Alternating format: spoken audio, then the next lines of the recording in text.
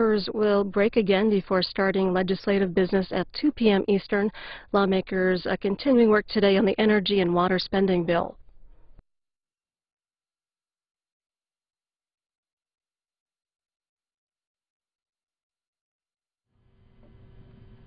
The House will be in order.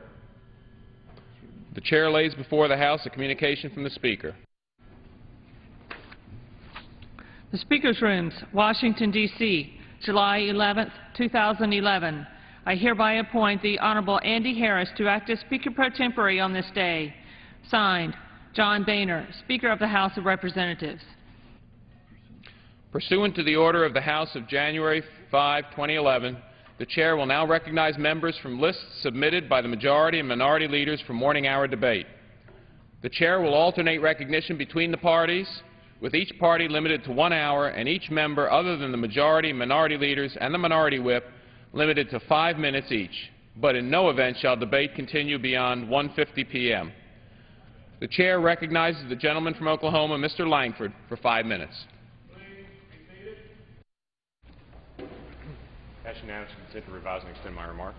Without objection.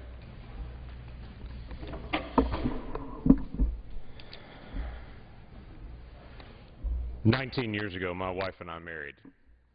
I was still in school. I was working as much as I could. She was also working, but we were barely making it. But we made the decision we were not going to run up credit card debt and live beyond our means. We paid our school loans, we tithed to our church, we ate a lot of peanut butter, and we lived simply. As Dave Ramsey said, we determined to act our wage. It's a biblical principle for myself and my family. Proverbs 22:7 states the borrower is a slave to the lender. Proverbs 22 applies to families, and Proverbs 22 applies to nations. If we were living within our means as a nation, almost all the debate in the last 6 months in this chamber would have been different. We've tried every method in the Fed's bag of tricks to protect our interest rate, because if the rate goes up at all, the house of cards falls. We work to manipulate banks, mortgage lending, manufacturing, because we must keep revenue up. We carefully manage every relationship worldwide because we need the borrowing liquidity. We pour billions of dollars into the economy that we borrow from future generations because we're afraid this generation will have to make hard choices if we do not keep up the borrowing pace. Our economy struggles, which leads Washington regulators to overmanage every sector, which causes even more economic uncertainty. Our focus has shifted from families to corporate bailouts because we're living beyond our means, and we're trying everything we can to make it work. It's not sustainable. We have to get back in balance. Capital investment in business and industry is slower because so much of the money that would go towards starting new businesses is actually financing our national debt obligation.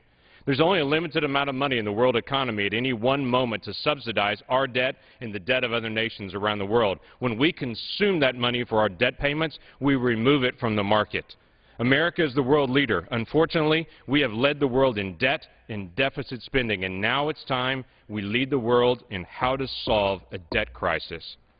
You see, I believe we have a debt crisis, not a debt ceiling vote crisis. If we increase the debt ceiling without beginning to solve the debt problem, we did not avert the economic disaster, we accelerated the disaster. I understand. We're painted into a corner, and we cannot balance our budget instantly without completely collapsing this fragile economy. I get it. But I also get that we were sent here to make adult choices. This is a bipartisan problem. We all point fingers at each other, but we all know both parties made promises with no plan to pay for it. So since we know that, why don't we also agree to a bipartisan solution? I've heard it 100 times since I've been here. We need a balanced approach to solving this problem. Well, let me tell you, I agree. We do need a balanced approach, a balanced budget amendment approach. That is the first big step to forcing us to get back into balance, permanently. The Constitution is not a Republican or a Democrat document. A balanced budget amendment is not a Republican or a Democrat issue. You see, you can't make changes to the Constitution without both parties engaged. But if both parties actually work together, we can solve this debt crisis for our children and grandchildren. The last time this body dealt seriously with a balanced budget amendment was 1996. It passed this House with overwhelming bipartisan support, and it failed in the Senate by a single vote. Can you imagine for a moment what our financial condition would be like right now if we'd started balancing our budget during the good economic times of the 1990s and kept that discipline to this present day? If you want to know the true consequences of that failed balanced budget amendment vote in 1996, point to the financial collapse of 2008. Because I believe the financial collapse of 2008 would not have occurred if we had balanced the budget when we did. We would be even if we did, we'd be in a position to better respond to it. We can either learn from that lesson or repeat it. The balanced budget amendment passed the Senate in the 1980s and failed in the House.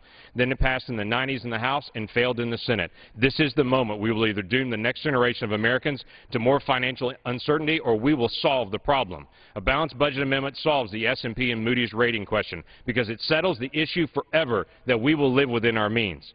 While this body should be able to make tough choices, we all know full well this body will make the tough choices only when it has to. It's always been that way. It always will be that way. A balanced budget amendment gives future Congresses the gift of a moment each year when they must make tough choices. Let's bring up the amendment. Let's send it to the states for a vote. It is the ultimate allow the people to speak moment. I think Americans get this more than Washington gets this. 49 of our 50 states have a structure in place right now for a balanced budget every single year. They make it work every year. We can too. The only fear from Washington is the inability to spend more money at will and to control the states with our preferences and money. At the end of this labor, if we birth a balanced budget amendment, all the pain of this process will have been worth it.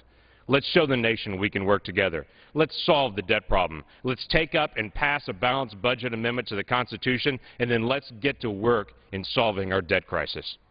With that, I yield. The gentleman yields back time.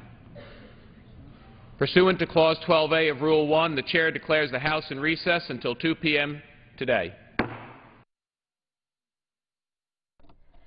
Members are taking a break now before starting legislative business at 2 p.m. Eastern.